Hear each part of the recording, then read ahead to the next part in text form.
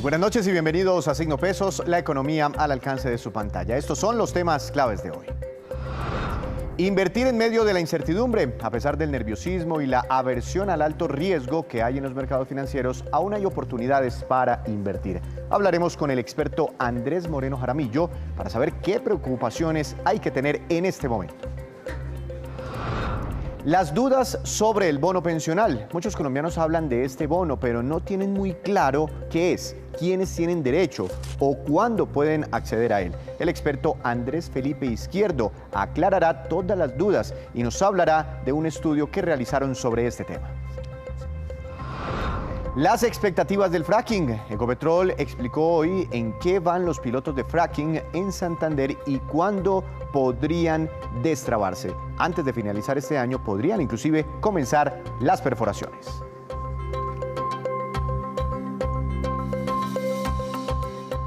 Comenzamos esta emisión hablando de los vaivenes que han tenido los mercados financieros, que han estado muy estresados en las últimas horas y que siguen afectados por la alta incertidumbre. Ha habido volatilidad, nerviosismo, producto también, por ejemplo, de las decisiones de la Reserva Federal de los Estados Unidos. Por eso quiero saludar al doctor Andrés Moreno Jaramillo para mirar si en medio de este contexto tan complicado todavía hay opciones para invertir o es mejor tener la platica debajo del colchón. Doctor Moreno, bienvenido a Signo Pesos. ¿Cómo le ha ido?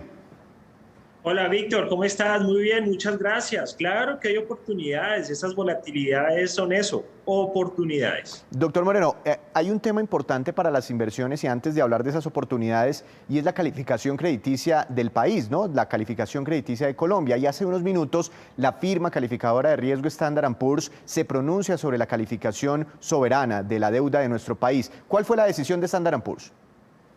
Mantiene la misma calificación y la misma perspectiva, no la va a empeorar. Eso es algo muy bueno porque estamos al límite de una mejora para volver a tener grado de inversión. Es normal que de pronto este año no lo logremos porque hay unos temas políticos, todavía estamos reconstruyendo la economía, pero si seguimos por buen camino, seguramente el otro año podremos volver a pensar en tener un grado de inversión. Pero estamos bien, estamos estables. Es que creo que Standard & Poor's nos bajó la calificación el año pasado, perdimos el grado de inversión. ¿La noticia es que todavía no lo recuperamos? Todavía no lo recuperamos, seguimos estables, todavía no recuperamos el grado de inversión, pero vamos por buen camino para lograrlo. Bueno, doctor Moreno, usted habla que en momentos de volatilidad hay posibilidades de invertir. ¿Cómo es eso?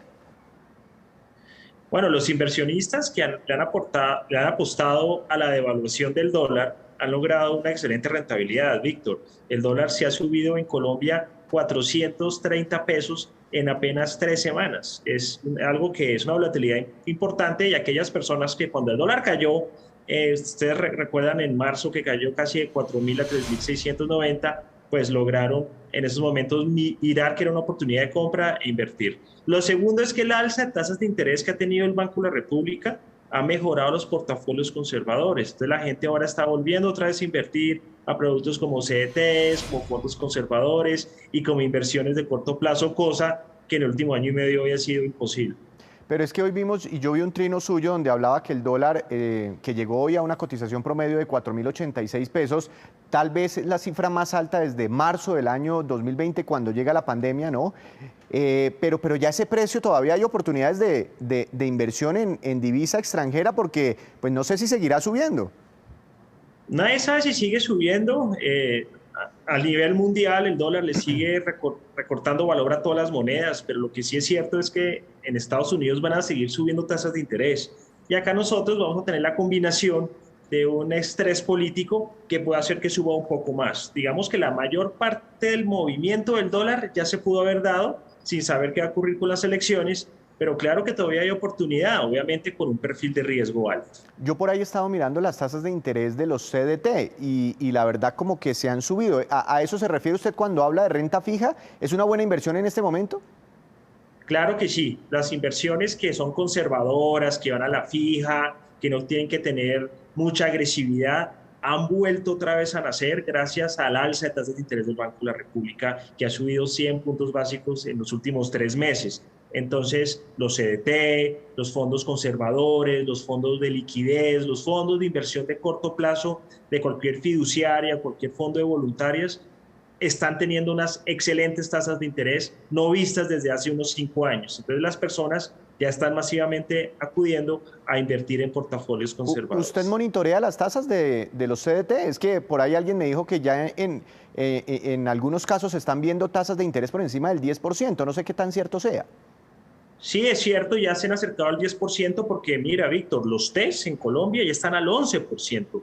La renta fija en Colombia, los vencimientos de TES que se vencen a 1 o 2 años ya están también al 10%. Entonces los CDTs también se han pegado a esa tendencia. Claro que sí, hemos recuperado esa capacidad de captar dinero a muy buenas tasas gracias a las alzas del Banco de la República. Y es que hace unos meses estaban en el 5, en el 6% las tasas de interés. Bueno, ese es el mercado de renta fija. Ya me habla usted del mercado de divisas, que es muy difícil de pronto que el dólar tenga valorizaciones importantes como para apostarle con una inversión. Pero volviendo al tema del dólar, el que tenga unos dolaretes por ahí, como dicen en el mercado, ¿es bueno venderlo y ganarse ya esa rentabilidad?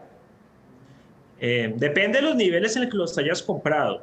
Y si la persona tiene paciencia y quiere esperar la volatilidad y el estrés que haya en Colombia con el tema electoral, más todo lo que está ocurriendo afuera, que todavía el dólar en el mundo sigue ganándole valor a las monedas, puede esperar. Pero y estos niveles son muy buenos. Estamos a punto de tener un dólar alto histórico y pues el que quiera más, que le pique en caña. Doctor Moreno, acciones, mercado de renta variable. Ya hablamos de divisas, mercado de renta fija, que son los CDT, mercado de renta variable. Colombia, la bolsa de Colombia se ha valorizado bien este año, pero ¿sigue habiendo oportunidades de inversión ahí o mejor mercados internacionales? Hoy Wall Street tuvo una importante caída, por ejemplo. Claro que sí. Colombia hasta ahora subió de las bolsas más rezagadas del mundo. Este año alcanzó a subir 15%, actualmente sube el 9%, pero las acciones todavía están muy baratas. Obviamente la gente todavía no quiere invertir por el panorama electoral que se viene, pero las acciones en Colombia, la mayoría están inclusive por debajo de los valores libres. Están muy baratas y si caen un poco, pues mejor porque va a poder comprar más barato.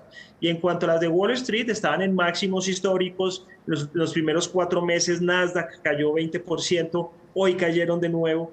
Y es buenísimo que caigan los mercados internacionales porque le da oportunidad a nuevos inversionistas a comprar a mejores precios y no en máximos como estaban antes. Lo que estamos viendo que caigan las bolsas es lo mejor que nos puede pasar a todos los inversionistas. Vamos a poder comprar mucho más barato. Comprar más barato. Ahora, ¿es fácil comprar acciones en el exterior? A veces uno le da ganas de... Porque mucha gente dice, uy, yo tengo por ahí unas acciones de Netflix, me compré Tesla, soy socio ahora de Facebook, de Meta, como se llama hoy en día. ¿Eso es fácil hacerlo?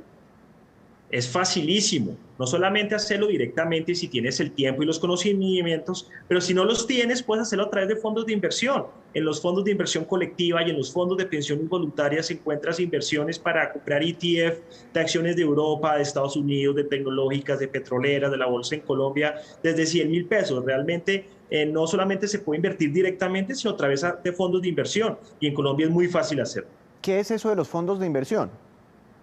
Los fondos son una cartera donde invierten los inversionistas, donde entran varias personas y todos ganan la misma rentabilidad. Hay fondos, por ejemplo, de acciones. Entonces, todas las personas que quieren invertir en fondos, por ejemplo, de Estados Unidos, se meten a ese fondo y un gestor invierte en las acciones de Estados Unidos para darle la mejor rentabilidad a todos. Entonces, lo que busca es que se maximice la utilidad de todas las personas al tiempo para que cada persona no tenga que ir a hacer inversiones individualmente. Haz de cuenta, cuando inviertes en ETF es tener una ancheta navideña. En vez de ir a armar el queso, comprar el vino, comprar las uvas, comprar el pan, y una vez te empaquetan todo lo que tú quieres en un fondo y ahí tú puedes comprar todo inmediatamente. Realmente es un mecanismo muy sencillo para invertir y pues las personas en Colombia lo pueden hacer de una manera muy fácil. Proceso electoral en Colombia. ¿Usted preferiría estar invertido en este momento o mejor en Colombia, ¿no?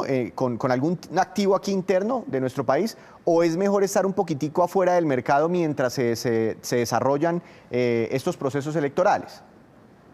Digamos que depende de la expectativa del inversionista. El que no le interesa el tema electoral y piensa en el largo plazo debe estar invertido.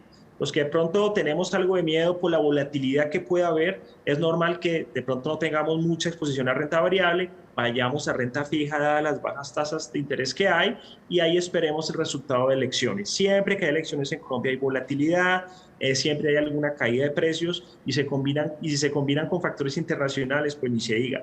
Pero realmente vale la pena invertir en Colombia. Claro que sí vale la pena invertir en Colombia. Estamos en un gran momento y los países emergentes vamos a estar en un gran ciclo de recibir recursos y de tener una abundancia y una riqueza importante como lo tuvimos hace unos 20 años. Lo que necesitamos en Colombia es hacer la tarea, tener una estabilidad económica y estabilidad política. Hoy fue un día bastante complicado, ¿no?, para los mercados del mundo, y ni siquiera las criptomonedas se escaparon de esa tendencia internacional. Yo por ahí vi al Bitcoin en algún momento cayendo más de un 8%. ¿Cómo le parecen a usted las criptomonedas? ¿Le apostaría alguito de su portafolio a comprarse un criptoactivo? Las criptomonedas y esos activos nuevos digitales son una posibilidad de diversificación de portafolio. Mi recomendación es que las personas que les gusta ese riesgo, de perfil de riesgo alto, no inviertan más del 10% de su capital. Que aprendan, que lo conozcan, pero no crean que es dinero fácil. De hecho, en el último año las criptomonedas han dado fuertes pérdidas. Los últimos 12 meses no han sido buenos para las criptomonedas, son de mucha volatilidad. Entonces, lo que le recomiendo es que diversifique, no se enfoque solamente en criptomonedas. Yo de mi dinero en esos precios no invertiría, creo que hay mejores oportunidades más tranquilas y con mejores expectativas de alza, como por ejemplo el mercado colombiano. Doctor Moreno, muchas gracias por hablarnos de inversiones en este contexto un poco difícil, donde mucha gente, como que a eso le llaman aversión, prefieren no estar en los mercados por estos días ante tanta incertidumbre. Muchas gracias y una feliz noche. Muchas gracias, hasta luego. Aversión, apatía por el riesgo se vio hoy bastante en los mercados. Ahora vamos con esta, que es la cifra económica del día. Es la siguiente: 2,6 billones de pesos, y corresponde al valor del canje de bonos de deuda interna que adelantó hoy el Ministerio de Hacienda de Colombia.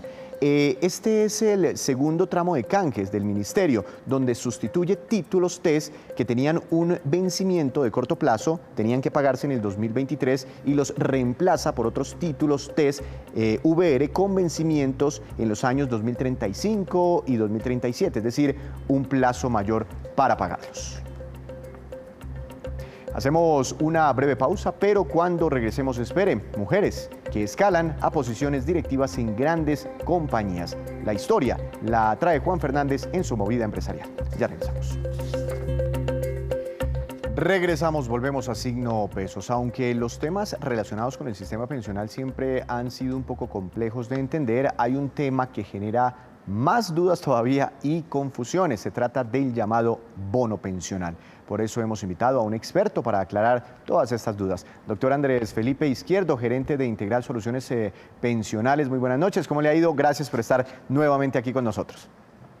A ti, Víctor, muchas gracias por la invitación a tu programa. ¿Cómo estás? Por ahí los hemos visto haciendo muchos reparos sobre este tema del bono pensional. Antes de que me cuente sus preocupaciones, ¿por qué no les explicamos a quienes nos están viendo qué es eso? ¿Qué es el bono pensional? Bueno, Víctor, perfecto, me parece maravilloso. ¿Qué es el bono pensional? El bono pensional fue un incentivo que creó la Ley 100 de 1993 con el fin de inducir a los afiliados al entonces Instituto de Seguros Sociales a que se trasladaran a las nacientes administradoras de fondos de pensiones, los fondos privados de pensiones.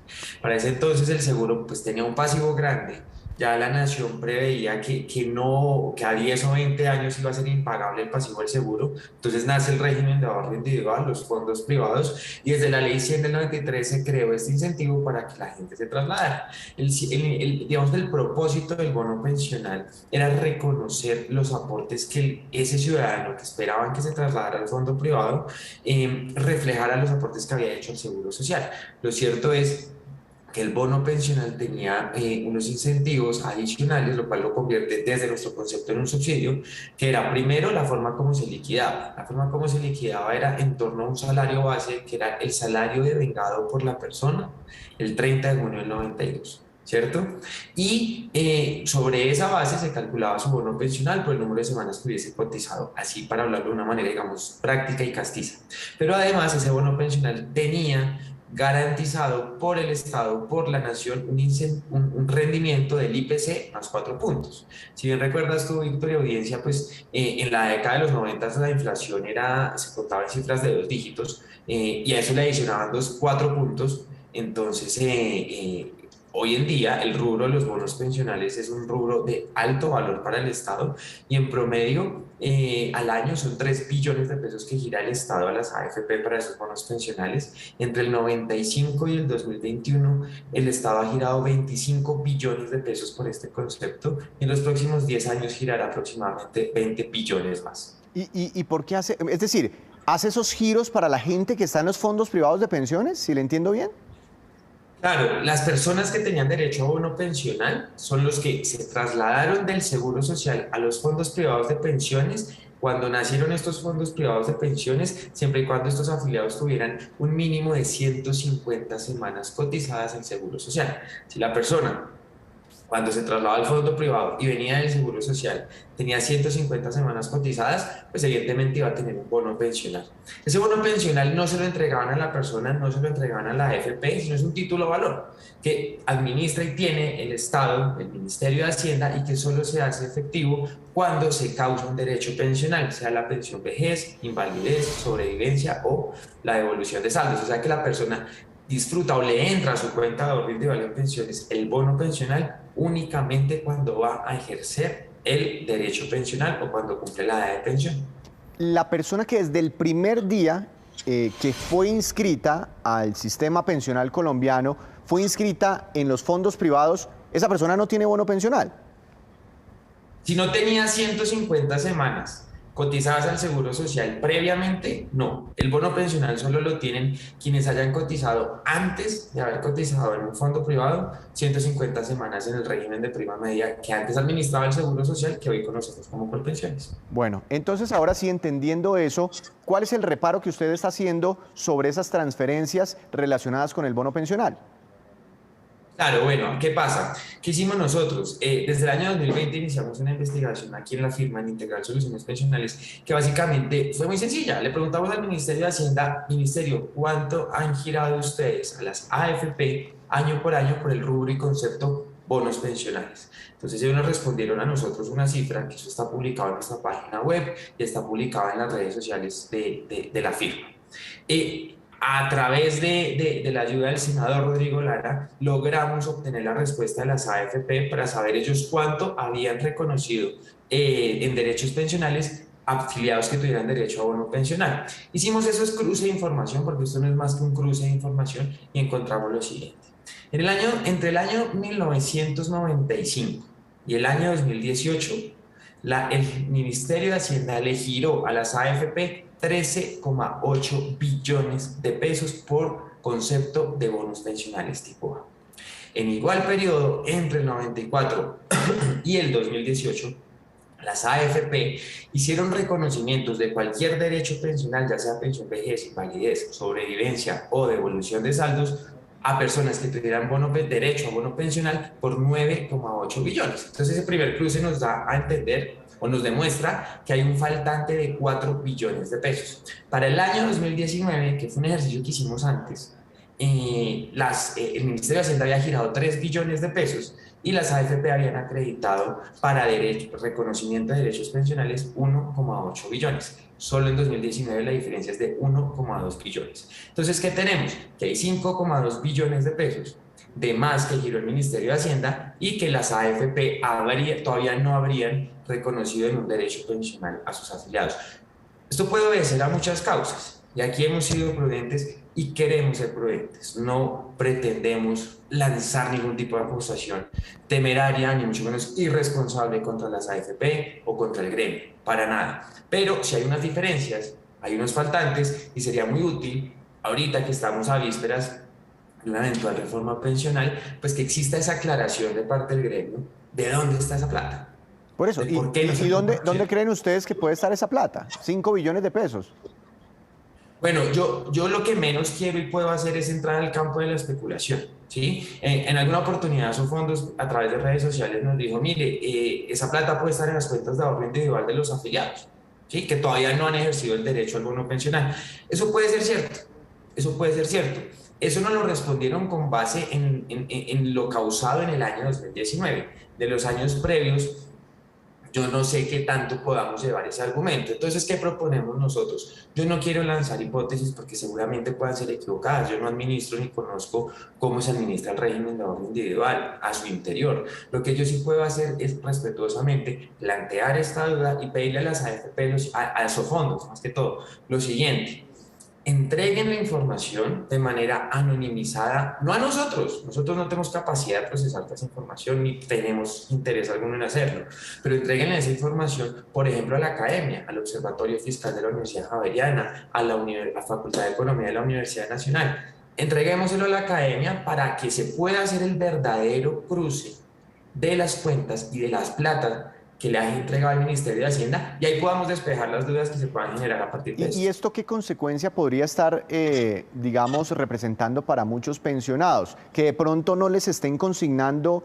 la mesada a la que tendrían derecho, sino un poquito menos, ¿o cuál sería la consecuencia real? No, yo creo que de cara al pensionado no podemos hablar de que haya una consecuencia lesiva, es decir, no, las AFP nunca han dejado de pagar una pensión o nunca han pagado una pensión por debajo del valor que ellos mismos reconocen deben pagar. Yo no creo que la cosa vaya por ahí, no creo todavía realmente, de manera legítima y clara lo digo, yo no creo, Víctor, que esto esté generando consecuencias en los pensionados de las AFP con derecho a bono pensional. Lo cierto es que es una diferencia de una cifra considerable, de una cifra importante, que para evitar suspicacias, para evitar falsas hipótesis y para evitar falsas indignaciones es mejor aclarar. Pues bueno, ahí queda entonces la denuncia. Muchas gracias por la explicación. Entendimos también un poco más sobre el tema del bono pensional y bueno, seguiremos hablando sobre estos temas tan interesantes para los colombianos hoy en día en medio de esta coyuntura. Doctor Izquierdo, muchas gracias, como siempre, por su tiempo. A ti, Víctor, muchas gracias, muy generoso. Siguen entonces muchas controversias alrededor de los temas pensionales. En más información, dos eventos importantes en economía se llevaron a cabo hoy en la ciudad de Bogotá. Ecopetrol, por ejemplo, anunció los tiempos y los planes que se tienen previstos para el inicio de los pilotos fracking en el país. Y de otro lado, los empresarios del gas natural se reunieron y le hicieron un llamado muy importante al próximo gobierno. Veamos. En junio podrían darse avances del piloto de fracking en Puerto Wilches, Santander. Ecopetrol espera un fallo de segunda instancia por parte del Juzgado Primero de Barrancabermeja. Superados los trámites judiciales, empezaría la construcción de la plataforma y de vías de acceso. La primera perforación del proyecto Calé se daría a finales de este año. Como hay que construir una plataforma, para poder construir la plataforma hay que hacer contratos y hay que hacer contratación de personal y demás. Eso pueden ser unos 4 o 5 meses. Ecopetrol espera que con la implementación de fracking en esta zona se puedan perforar 200 pozos para tener unos 200 millones de barriles de crudo durante toda la vida útil del proyecto.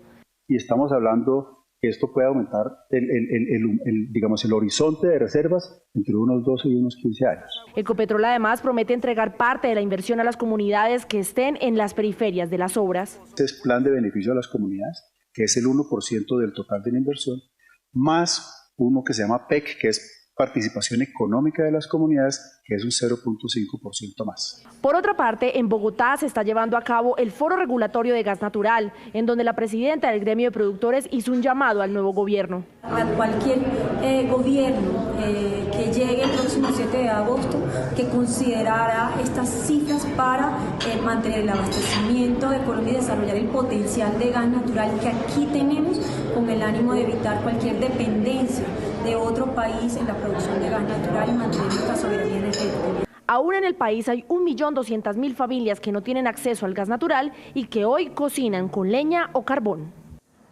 Y en España se adelanta un foro organizado por ProColombia para atraer inversiones a nuestro país. Allí, el director del Instituto de Soluciones Energéticas, José David Insuasti, habló del atractivo de las zonas alejadas de Colombia para invertir en proyectos de energías renovables. Conectadas, como ya lo mencionaban diferentes cifras, son una oportunidad gigante de inversión. ¿Y por qué son una oportunidad gigante? Porque son tierras no exploradas, ¿sí? Son tierras que están a la espera de todo un desarrollo integral. Las familias están a la expectativa de cómo el Estado va llegando con diferentes inversiones, carreteras, conectividad, energía, agua, comercio, industria. Hacemos otra breve pausa, pero ya les contaremos cifras muy interesantes sobre la televisión por suscripción aquí en Colombia. Ya volvemos. Y a esta hora llega Juan Fernández y su movida empresarial. Buenas noches, Juan. El tema para hoy. Bienvenido, adelante. Buenas noches. Aquí, como saben, le seguimos el paso a las noticias, a las historias que tienen que ver con mujeres ejecutivas y cómo poco a poco pues, se han ido ganando espacio entre los hombres en los cargos de dirección de algunas empresas colombianas. Pero esta historia de hoy sí que reconforta y es ese nombramiento que ha hecho de Sandra Inestrosa como directora general de la empresa de tecnología, de computadoras, impresión, entre otros, HP Colombia. Hewlett Packard es la primera mujer en liderar la compañía en Colombia. Y lo es no solo por ser mujer, que pareciera curioso celebrarlo en tiempos de supuesta inclusión, sino porque además es afrodescendiente y es la primera mujer afro que yo tenga memoria que llega a la dirección de lo que se cataloga como una compañía grande en Colombia. Inestrosa lleva una carrera de unos 25 años en HP, más de la mitad de ellos frente al segmento de impresión en Colombia, donde la compañía incluso es líder en participación de mercado. Juan, un mensaje importante de esta empresa, un mensaje importante de inclusión, ¿no? Sí, así es, y de alguna forma lo que se ve ahí es ese paso a empresas también diversas, y ese tema de los beneficios de la diversidad en las empresas es en serio. Entre más diversas e incluyentes son, más innovadoras también son las empresas, y se les compara con aquellas manejadas siempre por hombres. Y ese mensaje que envía HP es correcto en cuanto a poder que significa lo que sucede con la diversidad, y es una de las principales empresas de tecnología, entre otras, con mujeres en puestos ejecutivos. Sandra Inestrosa tiene un título en sistemas de la Universidad de los Andes y una maestría en el mercadeo del INSEAD en Francia, y de alguna manera con trabajo pues ha podido sobresalir en un mundo empresarial no solo de hombres, sino también que es racista. Y aquí se repite una situación en los procesos de contratación donde es muy difícil que un cargo de liderazgo corporativo sea para una afrodescendiente. Obviamente también tiene que ver con las oportunidades educativas que muchos de ellos no tienen. Al final pues son una minoría, y ganarse el espacio es complicado, a pesar de que en Colombia debe haber por lo menos 6 millones de afrodescendientes. Entonces, de alguna manera es una noticia de estas que reconforta, y se ve ese esfuerzo también por el otro lado de empresas, en este caso como HP, que van y siguen y apoyan todos estos temas de la inclusión y la diversidad. Juan, muchas gracias. Lo esperamos mañana con más movidas empresariales. Ahora nos vamos con esos que son los indicadores económicos que usted siempre debe conocer antes de irse a dormir. Finalmente, ¿cómo quedó el dólar? Tasa representativa del mercado para mañana. Atención, 4.086 pesos con 8 centavos. Se trepó hoy cerca de 30 pesos el dólar. Esta es la cifra más alta, el dólar más caro que tenemos en Colombia desde el mes de marzo del año 2020. El petróleo Brent, de referencia para nuestro país, subió 0,82%, se ubicó en $111 con 4 centavos por barril. El precio interno del café colombiano bajó y quedó en promedio a 2.121.000 pesos por carga. Para mañana, índice MSCI Colcap de la Bolsa de Valores de Colombia se contagió del pesimismo internacional, tuvo una caída importante del 1,99%. La acción que más se valorizó fue la del Grupo Éxito, que tuvo una ganancia de 2,42%, y la acción que más cayó fue la de ISA después de reportar resultados financieros del primer trimestre. Su título tuvo un retroceso del 3,74%. Antes de despedirnos, los quiero dejar con este dato. La Comisión Reguladora de Comunicaciones entregó hoy estas cifras muy interesantes sobre el balance de la televisión por suscripción en Colombia durante el año pasado. En el 2021, este servicio generó ingresos para los operadores por 3,4 billones de pesos. Eso fue lo que les pagamos los colombianos. Significó un aumento del 4,25% frente al 2020. A diciembre había 6,2 millones de suscriptores, es decir, 100.000 más que en el año 2020. El ingreso promedio por suscriptor, es decir, el valor medio de la tarifa que pagamos, fue de 45.600 pesos mensuales a nivel nacional. Así terminamos por hoy, pero los esperamos mañana con una nueva emisión y con toda la información económica que usted necesita saber. Esto es Signo Pesos, la economía al alcance de su pantalla. Que tenga una feliz noche.